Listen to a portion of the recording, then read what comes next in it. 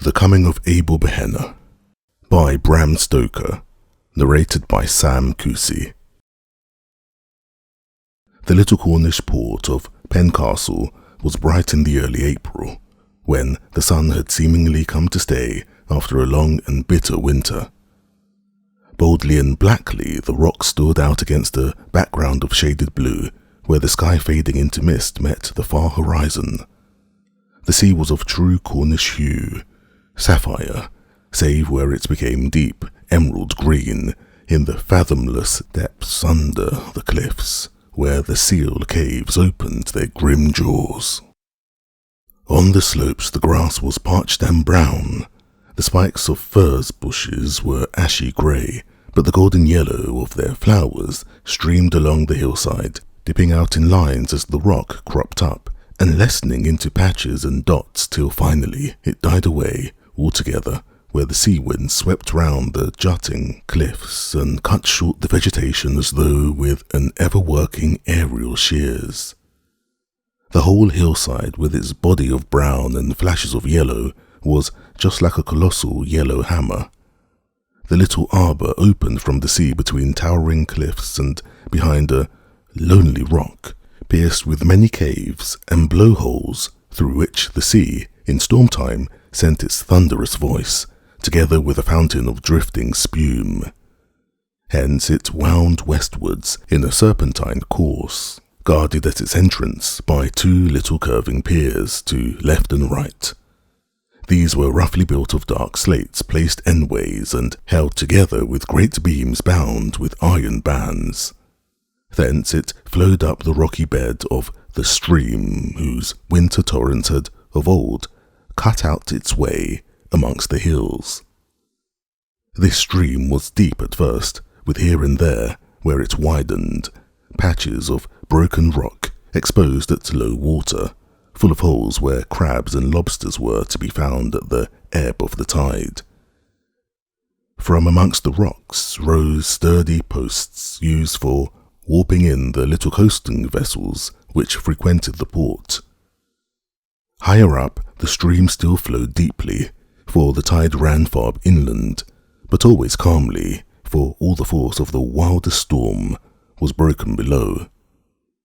Some quarter-mile inward the stream was deep at high water, but at low tide there were at each side patches of the same broken rock as lower down, through the chinks of which the sweet water of the natural stream trickled and murmured after the tide had ebbed away. Here, too, rose mooring posts of the fishermen's boats.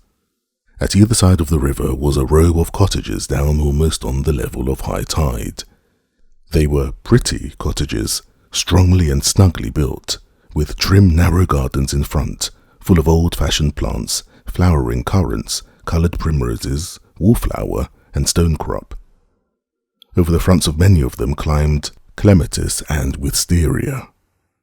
The window sides and doorposts of all were as white as snow, and the little pathway to each was paved with light-coloured stones. At some of the doors were tiny porches, whilst at others were rustic seats, cut from tree trunks or from old barrels. In nearly every case the window ledges were filled with boxes or pots of flowers or foliage plants. Two men lived in cottages exactly opposite each other across the stream. Two men, both young, both good-looking, both prosperous, and who had been companions and rivals from their boyhood. Abel Behenna was dark with the gypsy darkness which the Phoenician mining wanderers left in their track. Eric Sanson, which the local antiquarian said was a corruption of Sigarmundsson, was fair, with the ruddy hue which marked the path of the wild Norseman. These two seemed to have singled out each other from the very beginning, to work and strive together, to fight for each other and to stand back to back in all endeavours. They had now put the coping stone on their temple of unity by falling in love with the same girl. Sarah Trefusis was certainly the prettiest girl in Pencastle, and there was many a young man who would gladly have tried his fortune with her, but that there were two to contend against, and each of these the strongest and most resolute man in the port, except the other. The average young man thought that this was very hard, and on account of it bore no goodwill to either of the three principals, whilst the average young woman who had, lest worse should befall, to put up with the grumbling of her sweetheart, and the sense of being only second best, which is implied, did not either, be sure, regard Sarah with friendly eye. Thus it came in the course of a year or so, for rustic courtship is slow process, that the two men and woman found themselves thrown much together. They were all satisfied, so it did not matter, and Sarah, who was vain and something frivolous, took care to have her revenge on both men and women in a quiet way. When a young woman in her walking out can only boast one not quite satisfied young man, it is no particular pleasure to her to see her escort cast sheep's eyes at a better-looking girl supported by two devoted swains. At length there came a time which Sarah dreaded, and which she had tried to keep distant, the time when she had to make her choice between the two men. She liked them both, and indeed either of them might have satisfied the ideas of even a more exacting girl. But her mind was so constituted that she thought more of what she might lose than of what she might gain, and whenever she thought she had made up her mind, she became instantly assailed with doubts as to the wisdom of her choice. Always the man whom she had presumably lost became endowed afresh with a newer and more bountiful crop of advantages than had ever arisen from the possibility of his acceptance. She promised each man that on her birthday she would give him his answer, and that day, the 11th of April, had now arrived. The promises had been given singly and confidentially, but each was given to a man who was not likely to forget. Early in the morning she found both men hovering round her door. Neither had taken the other into his confidence, and each was simply seeking an early opportunity of getting his answer, and advancing his suit if necessary. Damon, as a rule, does not take Pythias with him when making a proposal, and in the heart of each man his own affairs had a claim far above any requirements of friendship. So, throughout the day they kept seeing each other out. The position was doubtless somewhat embarrassing to Sarah, who, though the satisfaction of her vanity that she should be thus adored was very pleasing, yet there were moments when she was annoyed with both men for being so persistent. Her only consolation at such moments was that she saw, through the elaborate smiles of the other girls when in passing they noticed her door thus doubly guarded, the jealousy which filled their hearts. Sarah's mother was a person of commonplace and sordid ideas, and seeing all along the state of affairs, her one intention persistently expressed to her daughter in the plainest words was to so arrange matters that Sarah should get all that was possible out of both men. With this purpose she had cunningly kept herself as far as possible in the background in the matter of her daughter's wooings, and watched in silence. At first Sarah had been indignant with her for her sordid views, but as usual her weak nature gave way before persistence, and she had now got to the stage of acceptance. She was not surprised when her mother whispered to her in the little yard behind the house, "Go up the hillside for a while. I want to talk to these two. They're both red hot for you, and now's the time to get things fixed." Sarah began a feeble remonstrance, but her mother cut her short. "I'll tell you, girl, that my mind is made up. Both these men want you, and only one can have you. But before you choose, it will be so arranged that you will have all that both have got. Don't argue, child. Go up the hillside, and when you come back I'll have it fixed. I see a way quite easy." So Sarah went up the hillside through the narrow paths between the golden firs, and Mrs. Trefusis joined the two men in the living room of the little house. She opened the attack with the desperate courage which is in all mothers when they think for their children, howsoever mean the thoughts may be. "You two men, you both love my Sarah. Their bashful silence gave consent to the barefaced proposition. She went on, "Neither of you has much." Again they tacitly acquiesced in the soft impeachment. "I don't know that either of you could keep a wife." Though neither said a word, their looks and bearing expressed distinct dissent. Mrs. Trefusis went on, "But if you'd put what you both have together, you'd make a comfortable home for one of you. And Sarah." She eyed the men keenly, with her cunning eyes half shut, as she spoke. Then, satisfied from her scrutiny that the idea was accepted, she went on quickly, as if to prevent argument. "The girl likes you both, and mayhap it's hard for her to choose. Why don't you toss up for her? First, put your money all together. You've got a bit put by, I know. Let the lucky man take the lot and trade with it a bit. And then come home and marry her. Neither of you's afraid, I suppose, and neither of you'll say that he won't do that much for the girl that you both say you love." Abel broke the silence. "It don't seem the square thing to toss for the girl. She wouldn't like it herself, and it doesn't seem respectful like to her." Eric interrupted. He was conscious that his chance was not so good as Abel's in case Sarah should wish to choose between them. "Are you afraid of the hazard?" "Not me," said Abel boldly. Mrs. Trefusis, seeing that her idea was beginning to work, followed up the advantage. "It is settled that you put your money together to make a home for her, whether you toss for her or leave it to her to choose." "Yes," said Eric quickly, and Abel agreed with equal sturdiness. Mrs. Trefusis's little cunning eyes twinkled. She heard Sarah's step in the yard and said, "Well, here she comes, and I leave it to her." And she went out. During her brief walk on the hillside, Sarah had been trying to make up her mind. She was feeling almost angry with both men for being the cause of her difficulty, and as she came into the room, said shortly, "I want to have a word with you both. Come to the Flagstaff Rock, where we can be alone." She took her hat and went out of the house, up the winding path to the steep rock crowned with a high flagstaff, where once the wrecker's fire basket used to burn. This was the rock which formed the northern jaw of the little harbour.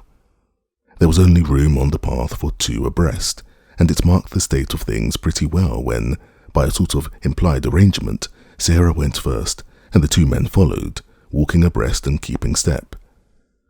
By this time, each man's heart was boiling with jealousy. When they came to the top of the rock, Sarah stood against the flagstaff and the two young men stood opposite her. She had chosen her position with knowledge and intention, for there was no room for anyone to stand beside her. They were all silent for a while. Then Sarah began to laugh and said, "I promised the both of you to give you an answer today. I've been thinking and thinking and thinking, till I began to get angry with you both for plaguing me so. And even now I don't seem any nearer than ever I was to making my mind up." Eric said suddenly, "Let us toss for it, lass." Sarah showed no indignation whatever at the proposition. Her mother's eternal suggestion had schooled her to the acceptance of something of the kind, and her weak nature made it easy for her to grasp at any way out of the difficulty. She stood with downcast eyes, idly picking at the sleeve of her dress, seeming to have tacitly acquiesced in the proposal.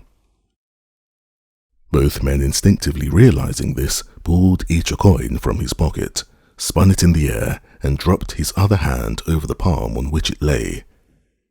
For a few seconds they remained thus, all silent.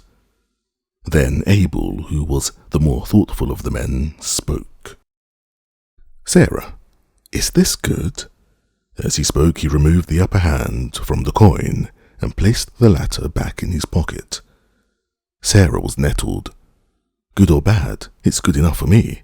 Take it or leave it as you like," she said, to which he replied quickly, "Nay, lass, all that concerns you is good enough for me. I did but think of you, lest you might have pain or disappointment hereafter. If you love Eric better nor me, in God's name say so, and I think I'm man enough to stand aside. Likewise, if I'm the one, don't make us both miserable for life. Face to face with a difficulty, Sarah's weak nature proclaimed itself. She put her hands before her face and began to cry, saying, "It was my mother. She keeps telling me." The silence which followed was broken by Eric, who said hotly to Abel, "Let the lass alone, can't you? If she wants to choose this way, let her. It's good enough for me, and for you too." She said it now, and must abide by it. Hereupon Sarah turned upon him in sudden fury, and cried, "Hold your tongue! What is it to you at any rate?" And she resumed her crying. Eric was so flabbergasted that he had not a word to say, but stood looking particularly foolish, with his mouth open and his hands held out, with the coin still between them. All were silent till Sarah, taking her hands from her face, laughed hysterically and said, "As you two can't make up your minds, I'm going home." And she turned to go. "Stop," said Abel in an authoritative voice. "Eric, you hold the coin and I'll cry. Now, before we settle it, let us clearly understand. The man who wins takes all the money that we both have got, brings it to Bristol, and ships on a voyage and trades with it. Then he comes back and marries Sarah, and they two keep all, whatever there may be, as the result of the trading. Is this what we understand?" "Yes," said Eric. "I'll marry him on my next birthday," said Sarah. Having said it, the intolerably mercenary spirit of her action seemed to strike her, and impulsively she turned away with a bright blush. Fire seemed to sparkle in the eyes of both men. Said Eric, "A year so be. The man that wins is to have 1 year. "Toss," cried Abel, and the coin spun in the air. Eric caught it and again held it between his outstretched hands.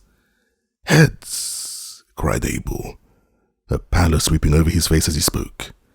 As he leaned forward to look, Sarah leaned forward too, and their heads almost touched. He could feel her hair blowing on his cheek, and it thrilled through him like fire. Eric lifted his upper hand. The coin lay with its head up. Abel stepped forward and took Sarah in his arms. With a curse, Eric hurled the coin far into the sea. Then he leaned against the flagstaff and scowled at the others with his hands thrust deep into his pockets. Abel whispered wild words of passion and delight into Sarah's ears, and as she listened, she began to believe that fortune had rightly interpreted the wishes of her secret heart, and that she loved Abel best. Presently, Abel looked up and caught sight of Eric's face as the last ray of sunset struck it. The red light intensified the natural ruddiness of his complexion, and he looked as though he were steeped in blood. Abel did not mind his scowl, for now that his own heart was at rest, he could feel unalloyed pity for his friend. He stepped over, meaning to comfort him, and held out his hand, saying, "It was my chance, old lad. Don't grudge it me. I'll try to make Sarah a happy woman, and you shall be a brother to us both." "Brother be damned," was all the answer Eric made as he turned away. When he had gone a few steps down the rocky path, he turned and came back. Standing before Abel and Sarah, who had their arms round each other, he said, "You have a year. Make the most of it, and be sure you're in time to claim your wife. Be back to have your banns up in time to be married on the 11th April. If you're not, I tell you I shall have my banns up, and you may get back too late." "What do you mean, Eric? You are mad. No more mad than you are, Abel Behenna. You go. That's your chance. I stay. That's mine. I don't mean to let the grass grow under my feet. Sarah cared no more for you than for me 5 minutes ago, and she may come back to that 5 minutes after you're gone. You won by a point only. The game may change." "The game won't change," said Abel shortly. "Sarah, you'll be true to me? You won't marry till I return? For a year, added Eric, quickly. That's the bargain. I promise for the year, said Sarah. A dark look came over Abel's face, and he was about to speak, but he mastered himself and smiled. I mustn't be too hard or get angry tonight. Come, Eric, we played and fought together. I won fairly. I played fairly all the game of our wooing. You know that as well as I do, and now when I'm going away, I shall look to my old and true comrade to help me when I'm gone. I'll help you none, said Eric, so help me God. It was God that helped me, said Abel simply. Then let him go on helping you, said Eric angrily. The devil is good enough for me, and without another word he rushed down the steep path and disappeared behind the rocks. When he had gone, Abel hoped for some tender passage with Sarah, but the first remark she made chilled him. How lonely it all seems without Eric, and this note sounded till he had left her at home and after. Early on the next morning, Abel heard a noise at his door, and on going out saw Eric walking rapidly away. A small canvas bag full of gold and silver lay on the threshold. On a small slip of paper pinned to it was written, "Take the money and go. I stay. God for you, the devil for me. Remember the 11th of April. Eric Sanson." That afternoon Abel went off to Bristol, and a week later sailed on the Star of the Sea, bound for Pahang. His money, including that which had been Eric's, was on board in the shape of a venture of cheap toys. He had been advised by a shrewd old mariner of Bristol whom he knew, and who knew the ways of the Chersonese, who predicted that every penny invested would be returned with a shilling to boot. As the year wore on, Sarah became more and more disturbed in her mind. Eric was always at hand to make love to her in his own persistent, masterful manner, and to this she did not object. Only one letter came from Abel, to say that his venture had proved successful, and that he had sent some £200 to the bank at Bristol, and was trading with £50 still remaining in goods for China, whither the Star of the Sea was bound, and whence she would return to Bristol. He suggested that Eric's share of the venture should be returned to him, with his share of the profits. This proposition was treated with anger by Eric, and as simply childish by Sarah's mother.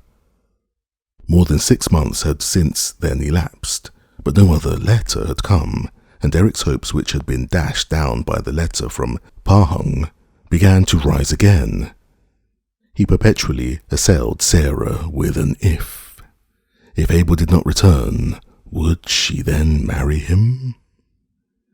If the 11th April went by without Abel being in the port, would she give him over? If Abel had taken his fortune and married another girl on the head of it, would she marry him, Eric, as soon as the truth were known? And so on in an endless variety of possibilities, the power of the strong will and the determined purpose over the woman's weaker nature became, in time, manifest. Sarah began to lose her faith in Abel, and to regard Eric as a possible husband, and a possible husband is, in a woman's eye, different to all other men. A new affection for him began to arise in her breast, and the daily familiarities of permitted courtship furthered the growing affection.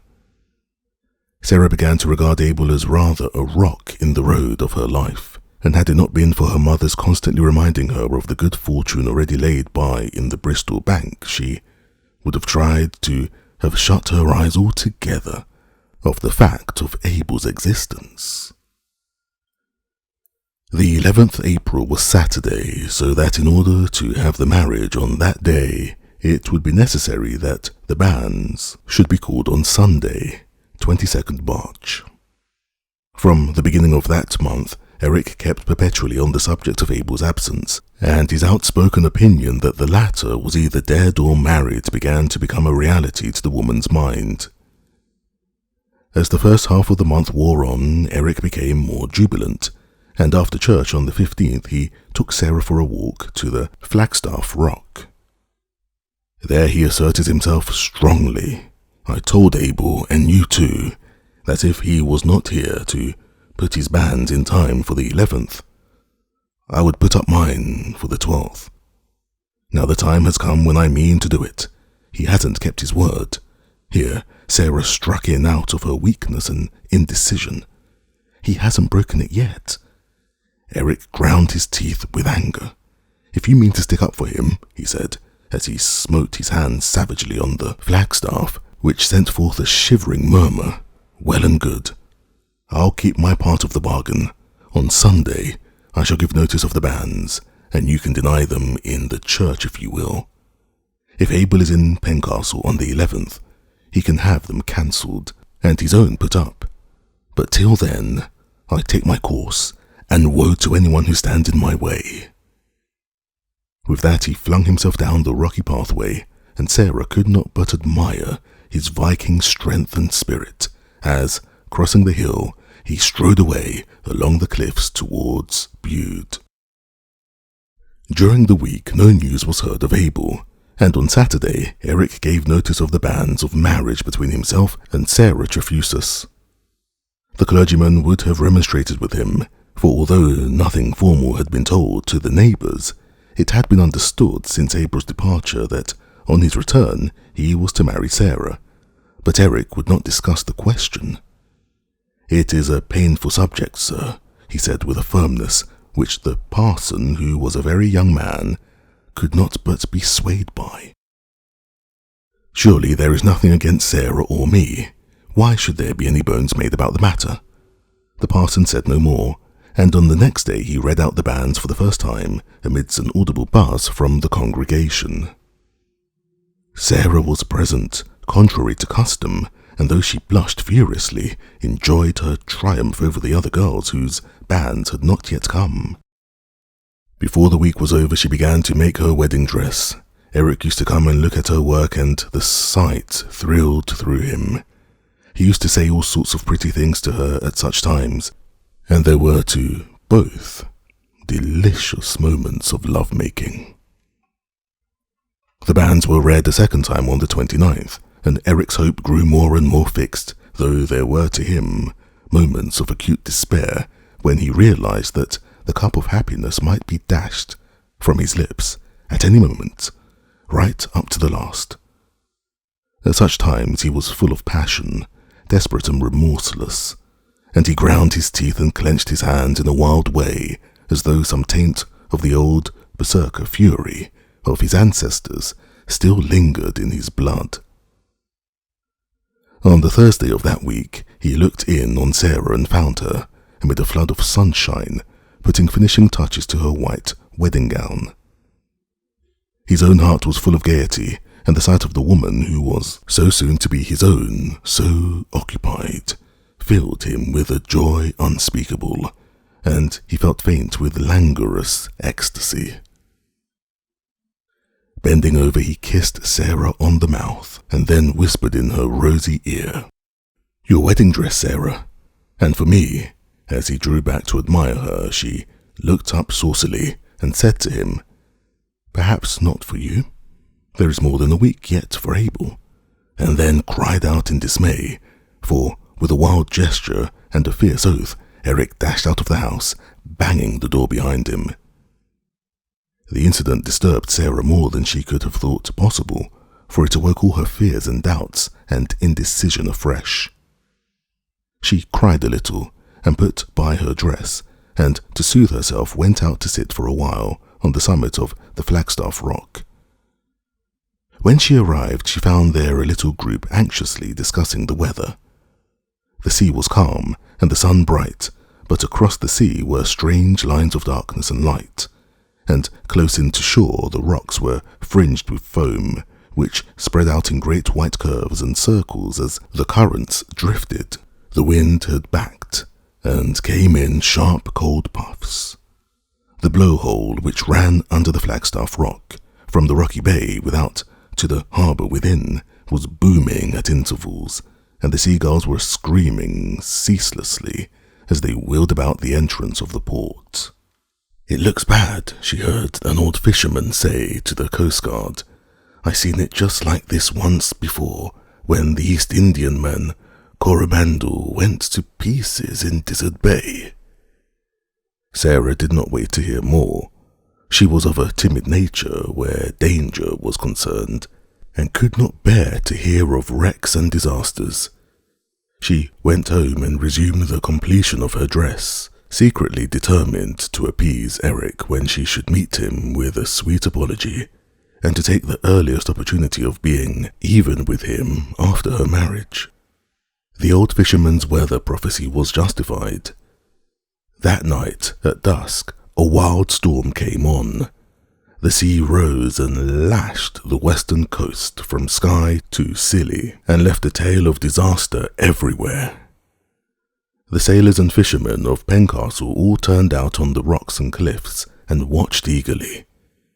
Presently, by a flash of lightning, a ketch was seen drifting under only a jib about half a mile outside the port. All eyes and all glasses were concentrated on her, waiting for the next flash, and when it came, a chorus went up that it was the lovely Alice, trading between Bristol and Penzance, and touching at all the little ports between. "God help them," said the harbour master, "for nothing in this world can save them when they are between Bude and Tintagel and the wind on shore." The coastguards exerted themselves, and aided by brave hearts and willing hands, they brought the rocket apparatus up on the summit of the Flagstaff Rock. Then they burned blue lights so that those on board might see the harbour opening in case they could make any effort to reach it.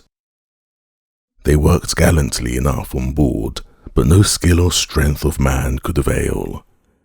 Before many minutes were over, the lovely Alice rushed to her doom on the great island rock that guarded the mouth of the port.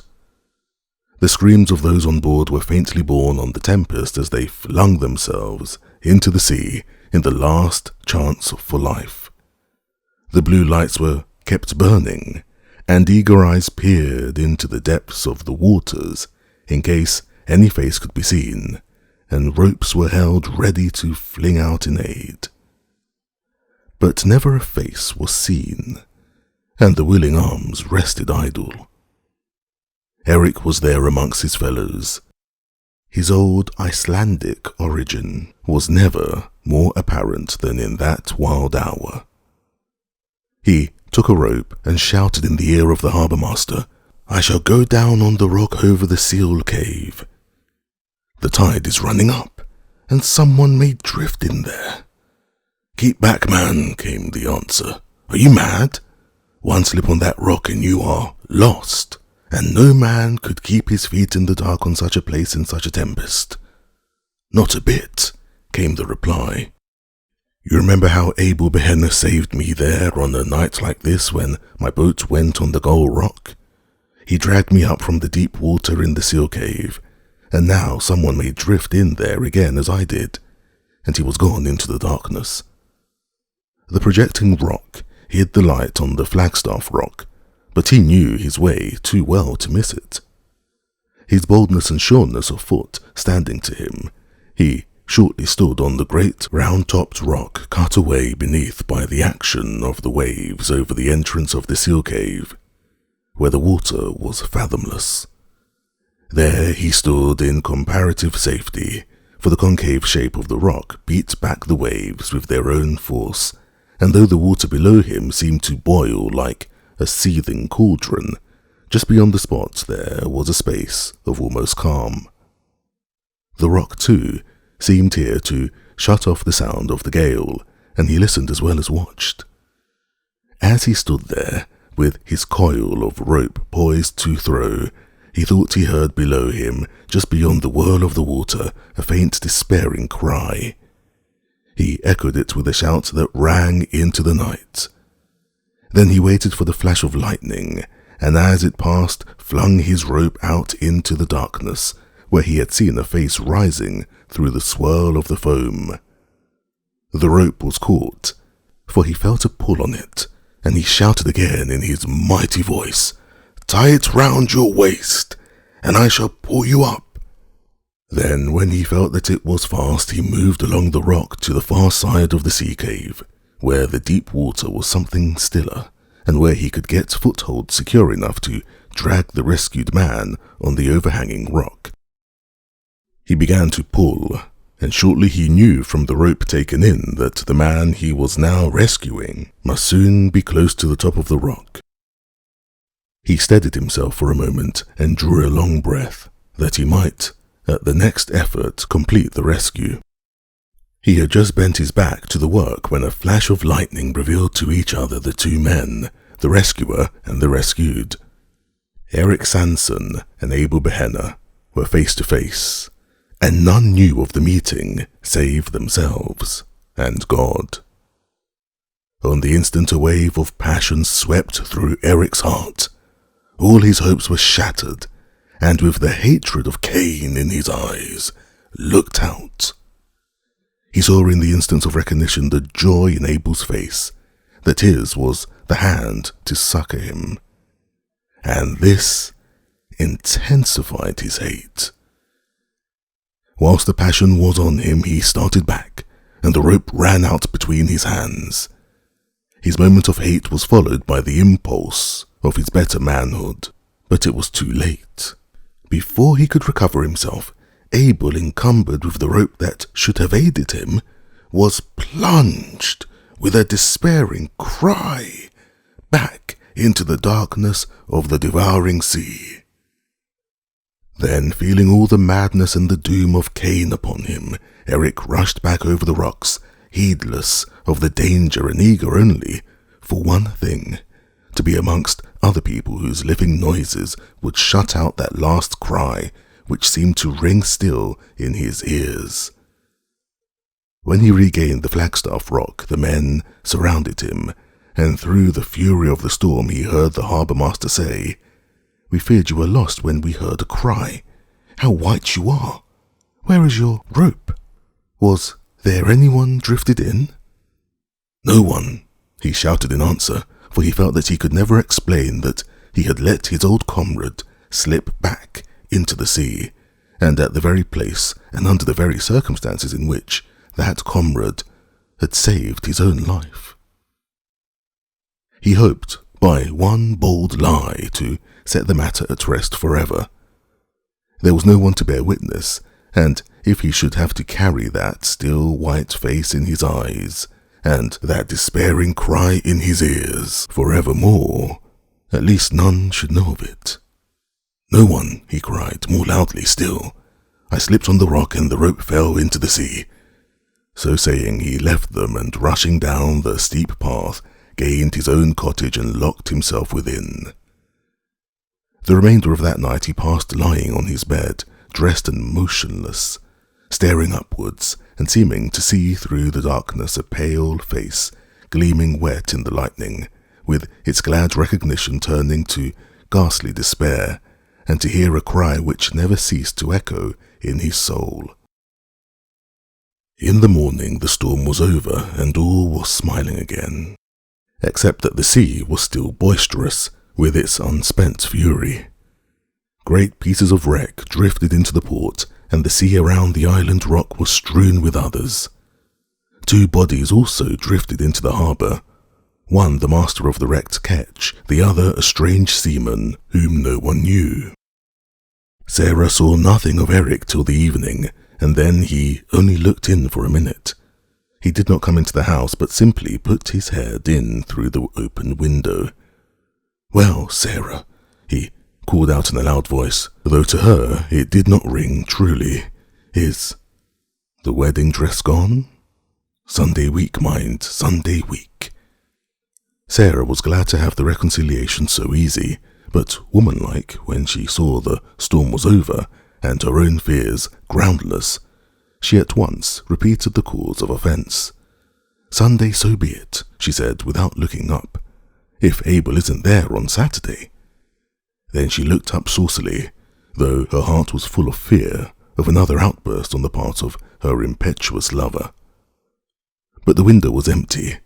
Eric had taken himself off, and with a pout she resumed her work. She saw Eric no more till Sunday afternoon, after the banns had been called the third time, when he came up to her before all the people with an air of proprietorship, which half pleased and half annoyed her. "Not yet, mister," she said, pushing him away, as the other girls giggled. "Wait till next Sunday, if you please, the day after Saturday," she added, looking at him saucily. The girls giggled again, and the young men guffawed. They thought it was the snub that touched him so that he became as white as a sheet as he turned away. But Sarah, who knew more than they did, laughed, for she saw triumph through the spasm of pain that overspread his face. The week passed uneventfully, however. As Saturday drew nigh, Sarah had occasional moments of anxiety, and as to Eric, he went about at night time like a man possessed. He restrained himself when others were by, but now and again he went down amongst the rocks and caves and shouted aloud. This seemed to relieve him somewhat, and he was better able to restrain himself for some time after. All Saturday he stayed in his own house and never left it.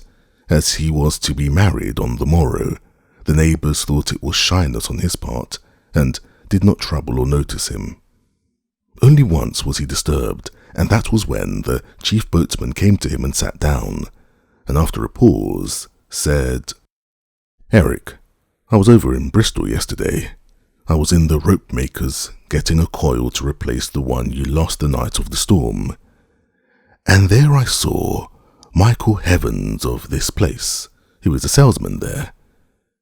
He told me that Abel Behenna had come home the week ere last on the Star of the Sea from Canton, and that he had lodged a sight of money in the Bristol Bank in the name of Sarah Behenna. He told Michael so himself, and that he had taken passage on the lovely Alice to Pencastle.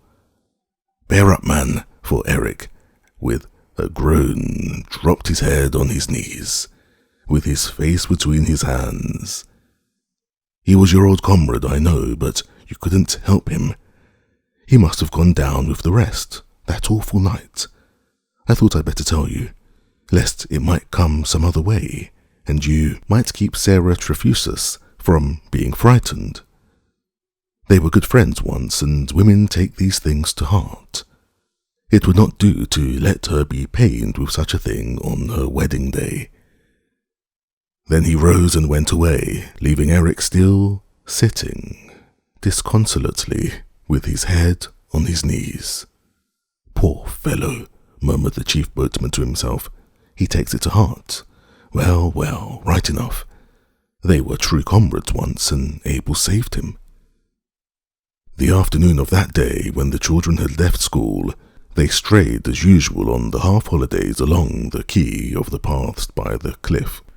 Presently some of them came running in a state of great excitement to the harbour, where a few men were unloading a coal ketch, and a great many were superintending the operation. One of the children called out, "There is a porpoise in the harbour mouth. We saw it come through the blowhole. It had a long tail and was deep under the water." "It was no porpoise," said another. "It was a seal, but it had a long tail. It came out of the seal cave." The other children bore various testimony, but on 2 points they were unanimous. It, whatever it was, had come through the blowhole deep under the water, and had a long, thin tail, a tail so long that they could not see the end of it.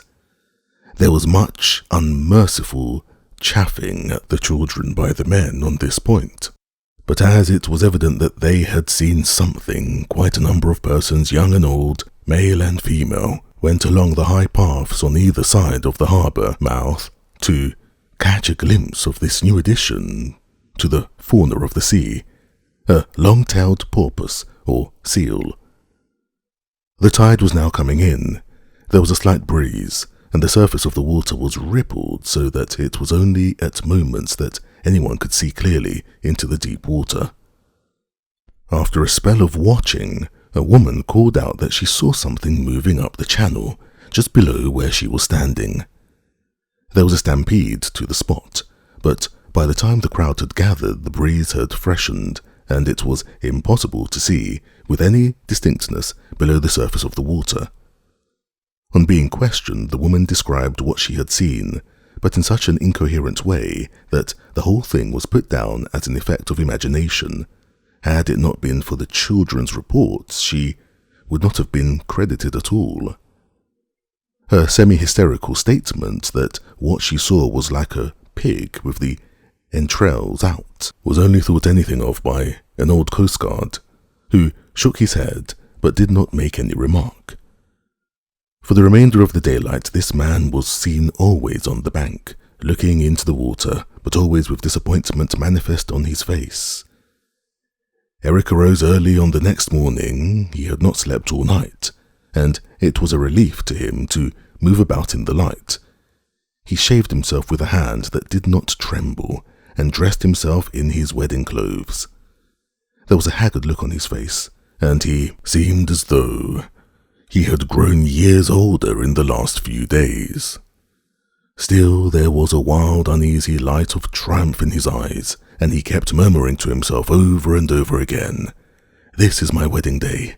Abel cannot claim her now. Living or dead, living or dead, living or dead."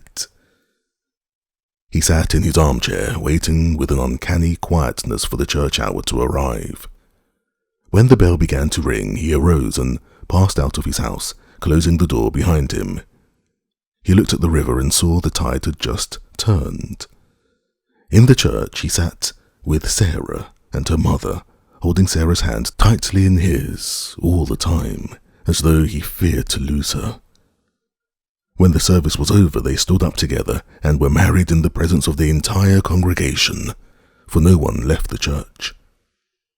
Both made the responses clearly, Eric's being even on the defiant side. When the wedding was over, Sarah took her husband's arm, and they walked away together, the boys and younger girls being cuffed by their elders into a decorous behaviour, for they would fain have followed close behind their heels.